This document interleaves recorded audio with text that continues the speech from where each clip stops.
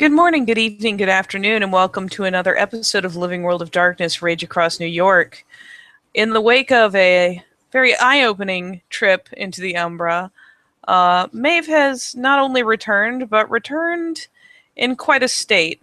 Having assumed that her companion made it out as she did, when she found herself back within the cairn, she became deeply distressed to find him nowhere near and that none nearby had spotted him. She, of course, went first to the den mother who had sent her there, and sent all of them there, and demanded to be returned to the Umbral realm in which her companion had been left. And upon refusal, finally sought a different route, and as such has sidestepped and run pell-mell across the park, bolting into the North Woods in search of her mentor, as it were. Kotori, for his part, is taking care of some shrines that are in the North Woods, making sure that the urban spirits, who, even if, well, they're not his best buddies, but, you know, it's an urban Sept, so obviously he has to take it upon himself to see that they also feel happy, because they're still a spirit, and I mean, they're not like filthy hobbits. So, I mean, priorities. Priorities. Well then, Kaitoria will be treated to the rather unmistakable sound of a slightly smallish wolf running headlong through the brush. She's not being quiet. She's not dodging the bushes or the branches. She is just bulling through the lot of it, and panting in a way that suggests not just effort, but it's also the kind of panting that usually is expressed by canines when they are in a state of panic or fear. Okay. He's going to turn, raise an eyebrow as his ears perked up. No, she's definitely not hard to hear coming. She'll bust out of the brush, having probably started at his den and followed his route, or started at whatever shrine he usually begins at and followed his usual route to seek him out. She will not go quite so far as to body slam, but she will definitely have to kind of skid and scrabble her way to a stop. All the while looking entreatingly at the far higher ranking theurge, and just kind of blurt out without so much as a "Hey, how you doing?" "I need to go back." What? "Chino's still there. I need to go back."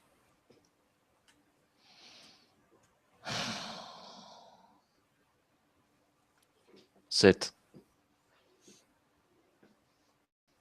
There's actually an uncommon whole half moment of hesitation before she goes ahead and plants her flanks. Now, first, generally you say, hello, how are you? But we're going to go beyond that, because I see that you're panicking.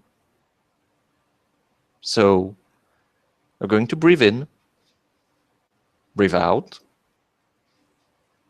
put your thoughts in order now that you have them back. And She's you're going to explain obviously, it to me.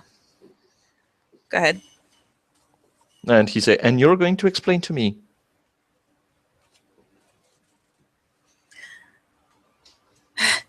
She's obviously, it's taking a lot of effort to get herself composed. She's still bristled wildly. She's still covered in leaves and stuff from pelting through the woods, but she's at least making a cursory effort. "We were in Wolfholm, and we got separated. They grabbed me, and I saw him running for the fences. to get out. And I thought he would have been able to leave. So I woke up and I was in a lab and I was able to. So I thought I would go join him and he's not here.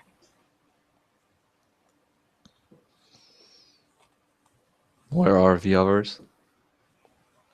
I don't know. I think they're all back. I know Lucas is back. Hmm.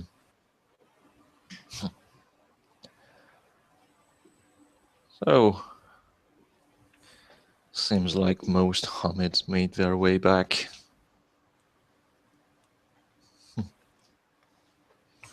I didn't really stop to look.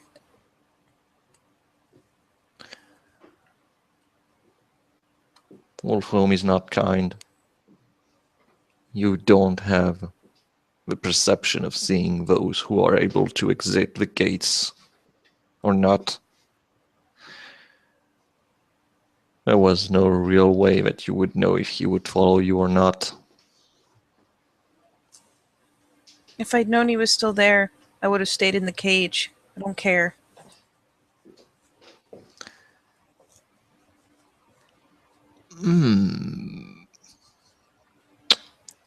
Actually, let me think for a second about what I'm going to do with this statement.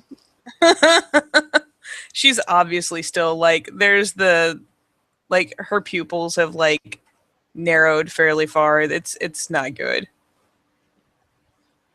There's obviously still like we haven't reintroduced the idea of putting a step between thinking the words and putting them out of her mouth. He's going to come closer, and he's going to nip her neck and put weight in his body. So it's it's the A bit of a equivalent. shove. Yeah, it's the equivalent of a shove. She'll roll right over. She'll look pitiful, but she'll roll over. So, is this how you're going to be now that you have seen the true horror of Wolfholm? Are you just going to forget that you can think now? Forget your own instinct of survival? You're going to go back there and you're going to stay in a cage, being put in a zoo, and get neutered? Is that what you want? She kind of gives a wriggle. The sort of thing that it's not quite a challenge or an intent to get up, but it's definitely expressing the desire. It's usually the kind of thrash you use to get yourself rolled over. But she'll still stay on the ground, albeit she'll probably get herself twitched over onto her side. And she just continues to look up at him with ears set back in a pleading fashion. He's like back to me. I don't want to leave him. That was the worst part, is that nobody cared. It's not even that they did it, it's that none of them cared, even the ones that weren't doing it. I can't just not care. I can't leave him.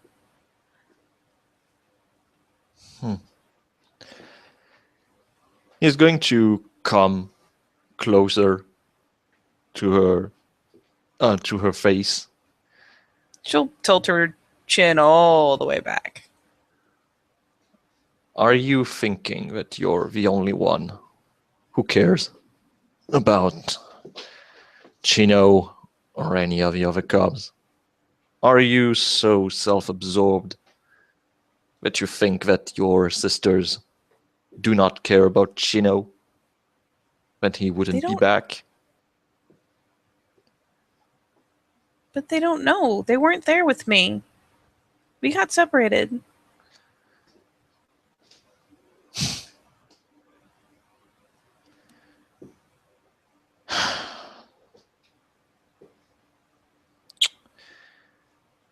After all this, you're still You're still thinking like a Hamid. If you She if you bristles a have bit. if you had been born wolf, you had been born a lupus, you would realize something. The world is a very cruel place. The world sees those who we love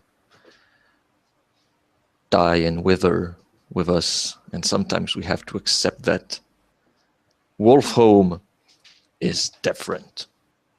Wolfholm is a nightmare. It is a place where only you have the true key to escape. You had to cope up with your inner wolf. You had to go beyond your humanity to reach down to your beast, to your wolf heart, and realize that you are not human. You are part wolf. You have our instinct, but you are always held back by your thoughts, your logic. Chino, I wouldn't have expected that from Chino. Chino weren't with you because he cannot yet grasp his wolf. Something within his mind is preventing his return. Let us say that you would go there again. And you, by some miracle, get him out of this without him grasping upon his wolf. Do you truly She'll think he will be thankful for such an action? I think Do you every creature is thankful to live, Raya.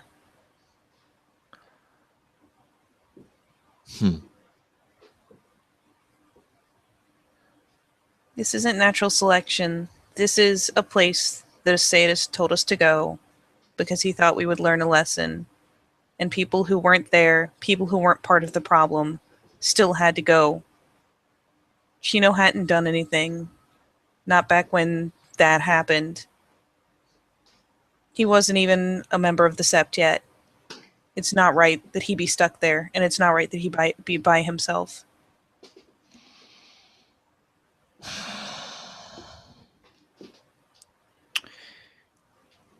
Did you went to the dead mother?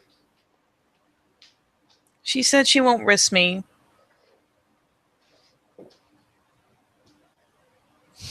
But she always says that my blood is so important. I don't see how it's any different than yours or his. It's still red. Ah, yes.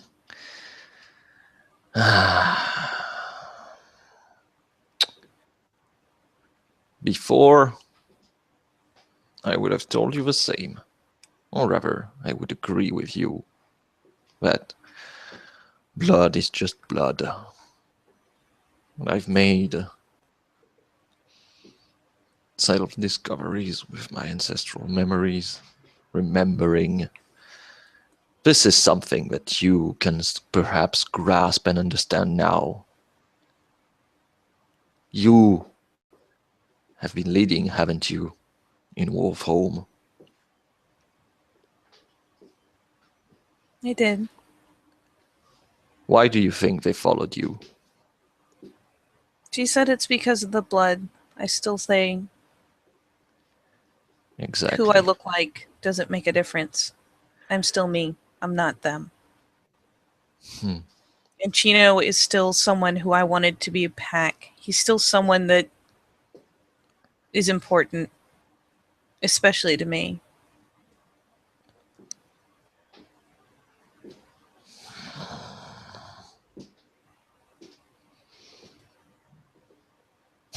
There has to be a way to pull someone through the gauntlet. There has to be a way to pull him out.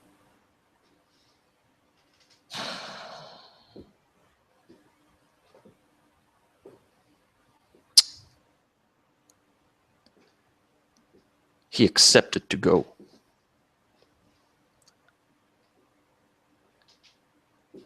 He has to pull his own weight.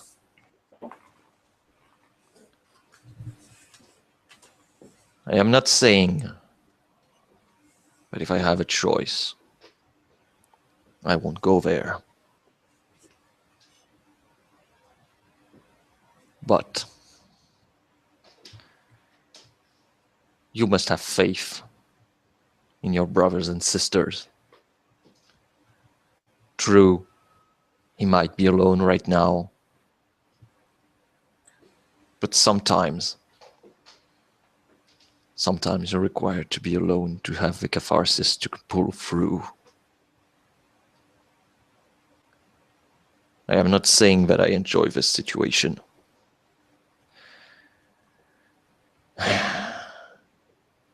How long do I have to wait?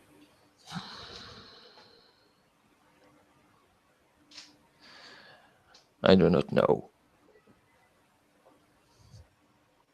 Don't ask me to set you a time.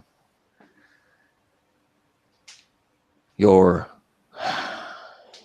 still a cub for whatever courage you may possess, whatever accomplishment you may have done. You're still a cub. And no matter how much you might hate this fact, until Mist Whispers and Olaf declare you an adult, able to take her rite of passage, there's not much you can do. She kind of puffs a snort. I asked Chases for my right weeks ago.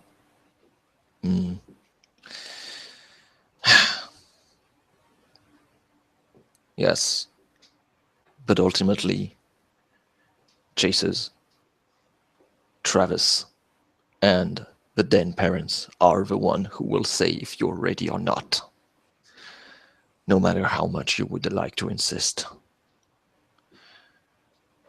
If they would say you're not ready, then no matter how much pain it would cause you, you can't do anything to change their decisions. I don't need a rank to do big things. You do not need a rank to do big things, yes.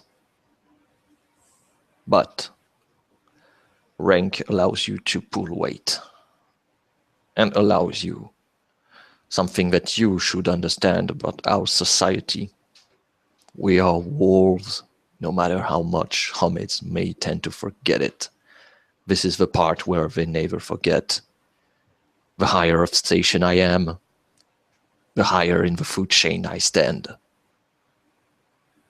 The higher in the food chain, the higher my responsibilities, and the higher I can do what I want and what please me. You can.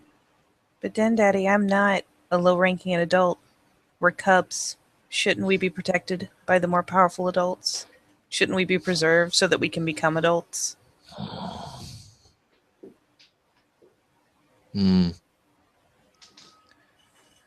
There is truth in that statement. However, there are still powers at stake, something that you should understand by now. He is an Afro, and he's the warder. If you want to play that game with the warder, then I suggest that you have the Philodox do their work and do their job, and have them go before Morning Kill Raya. I know that Ren doesn't appreciate the warder. She is very much bothered by his actions. Right now, I don't care about the order. I just want to go back to Chino.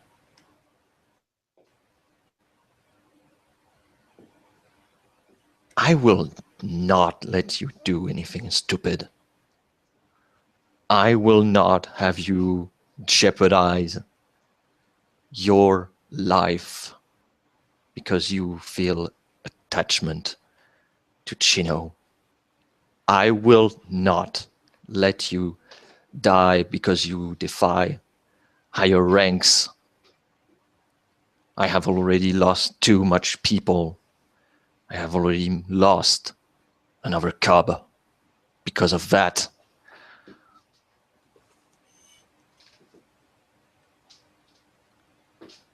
He makes a pause as his ears are folded back, and he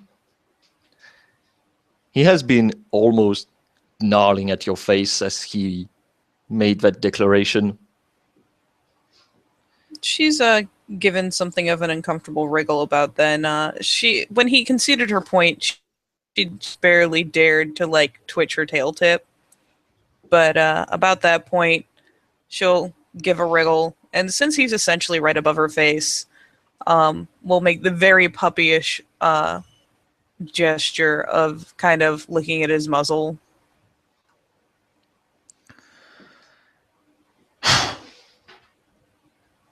He exhales, gets off her.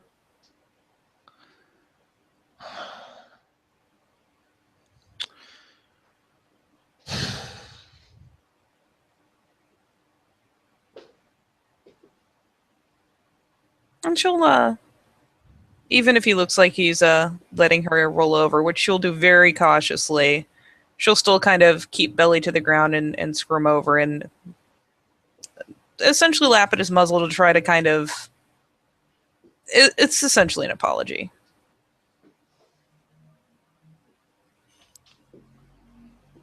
He stays silent for a little bit, and actually, I think I need to make a willpower roll. Go for it.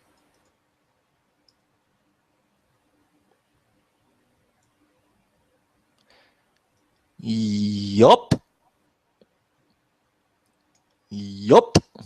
What just happened? It's called a failed roll. What happens when you fail this roll? Well, thankfully we're in the Umbra. Because as of right now, he is shaking uncontrollably, and he starts to whine as he's hiding his muzzle into his paws, and he's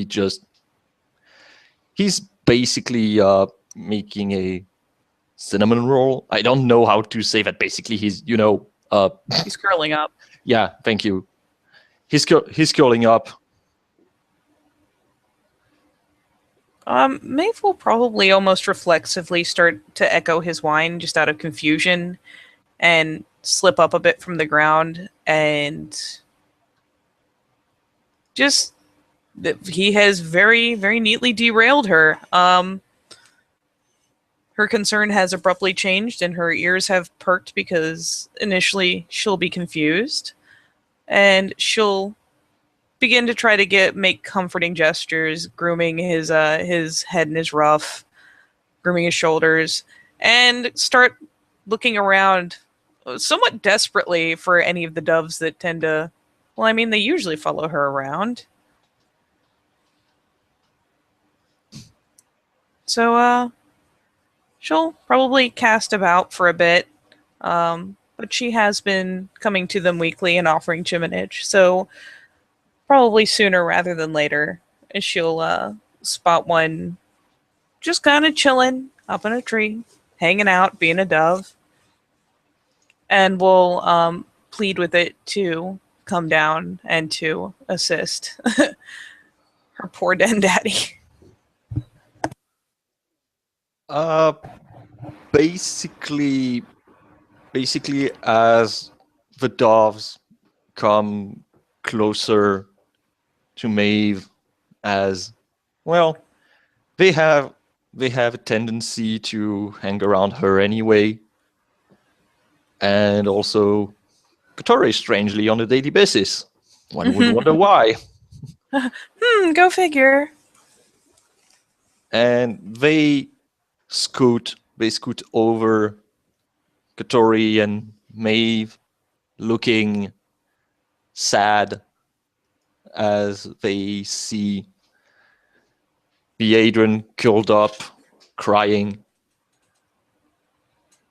And they start to surround him as they wave waves of happiness, of comfort, as they try to get this lupus back together as they do on a daily basis. And Maeve will be exhaling Gnosis to feed them and to fuel their effort and to pay them, and curling around him until he starts to get himself together. He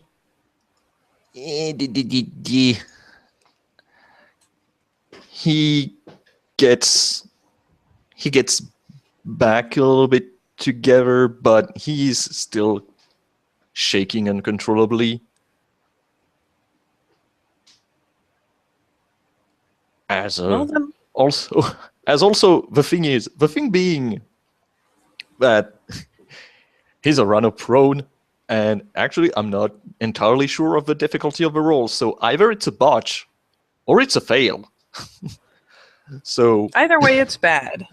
It's bad, as always. Yep. Well, I guess that's what Maeve's doing with her evening then, because she is not going to leave him by himself either. And he has made himself the more immediate concern. I think we can sense the Duncan vibes coming from this, as Duncan is going to feed on the misery of others. Yes, he does. It makes him more powerful. Yes, he's a despair vampire. Well, in that case, would you like me to close it on that, or do you think he will work out of it anytime soon? Yeah, no, I think this is actually a good point. Well, all right. Then in that case, we will leave these two Garou in the most awkward place possible, with Maeve going from the supplicant to hopefully a provider of some sort of ease and comfort, with Kotori surrounded by soothingly cooing doves and his decidedly impulsive apprentice. We will leave them as he tries to get a grasp on his sorrow and bring it into reasonable proportion. Thank you, players, for playing. Thank you, watchers, for watching. Next time on another episode of Living World of Darkness. Rage across New York.